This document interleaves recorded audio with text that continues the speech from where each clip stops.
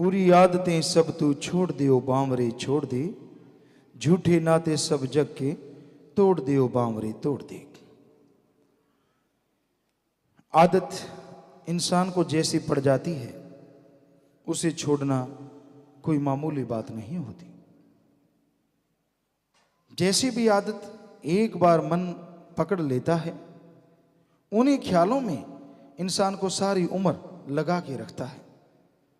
जुआ खेलने की आदत अगर इंसान को पड़ जाए तो इंसान तो क्या, युधिष्ठिर जो कि धर्मराज का अवतार कहलाता था, वो भी आदत की वजह से दर दर ठोकरें खाने को मजबूर हो गया। आदत बड़ी जबरदस्त होती है। बुरी आदत पड़ जाए, संत पीर फकीर वो मोड़ सकते हैं, अपने आप को मोल्ड कर लेते हैं, चेंज कर लेते हैं, लेकिन कोई उनका मुरीद जो भक्ति इबादत करता है वो भी मोड़ सकता है। उनके अलावा अपनी आदतों को बदलना बड़ा ही मुश्किल है। अपनी आदतों की वजह से इंसान को बहुत बार संसार में शर्मिंदा होना पड़ता है। अपनी आदतों की वजह से इंसान अल्लाह मालिक राम से दूर हो जाता है। इसलिए इस भजन में बेप्रवाह सच्चे मुर्शिद कामिल शास्त्र राम जी दाता फरमाते हैं, बुरी आदतें सब तू छोड़ दे ओ बांवरे छोड़ दे। जो भी तुझे लगता है वो आदतें छोड़ दे अपने अंदर से। बुरी आदत इंसान के अंदर होती है और ये हो नहीं सकता सत्संगी को ये मालूम ना हो कि उसके अंदर क्या बुरा है क्या सही है।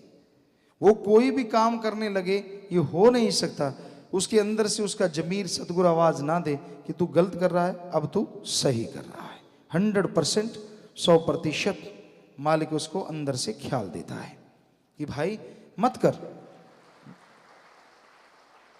ये अलग बात है, लोग अपने जमीर की आवाज को, अपनी आत्मा की आवाज को दबा देते हैं, उस आवाज को सुनते नहीं। ये ऐसे थोड़ी ना सारे बात माननी है, ऐसे थोड़ी ना पूरे आते हैं मान के, फिर पूरी खुशियां भी तो नहीं मिलती, फिर इंसान रोता है, तड़फता है। तो भाई अपने अंदर निगाह मारो, आपके अंदर छोड़ने वाली चीज है आपके अवगुण, आपकी बुराइयां। इसलिए अगर किसी की बुराइयां देखनी है, अवगुण देखना है तो अपना देखो, दूसरों में देखना है तो गुण देखो, गुण। क्योंकि बाहर से जो देखते हो वो आपके अंदर आता है और अपने अंदर जो देखते हो वो चला जाता है। इसलिए अपने अंदर देखो अपने अवगुण, अपनी बुराइयां, ताकि वो चली जाएं।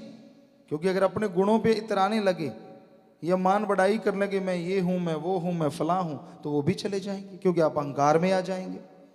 इसलिए अपने अंदर निगाह मारो, अपने अवगुणों पे, अपनी बुराइयों पे, उनको निकाल डालो। जितनी भी दुनिया है, हर इंसान के अंदर कोई ना कोई गुण होता है। इसलिए आप निगाह रखो बाहर गुणों पे।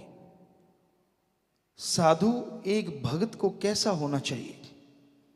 भक्त ऐसा चाहिए जैसे सूप सुभाए, सार सार को चुन ले थोथा दे उड़ाए। इधर भाषा में कह नहीं सकते क्या बोलते हैं, वैसे छाछ हिंदी में कहते हैं, छाछ होता है। वो जब भी आटा बनाते हैं घरों में तो उसमें गेहूं डाल के उसको यूं यूं एक स्टाइल में, एक तरीका होता है, उसको यूं करते हैं जैसे दाने ऊपर उछलते हैं। तो ये छाछ का करामात कह लीजिए या तरीका कह लीजिए। जो थोथे दाने होते हैं वो हवा में जाने से उड़ जाते हैं, बारीक दाने होते हैं वो आगे आ जाते हैं, और जो मोटे दाने होते हैं गेहूं के, वो छाछ अपनी तरफ खींच लेता है। उसी तरह एक भक्तजन को होना चाहिए। वो निगाह मारे संसार में थोथे दाने भी हैं, बारीक भी हैं, यानी अवगुण भी हैं, बुरी आदतें भी हैं, लेकिन आपने क्या ग्रहण करना है? मोटे मोटे दाने, गुण। गुण ग्रहण करो तो गुणवान बन जाओगे और भगवान की दया में रहमत के लायक बन जाओगे।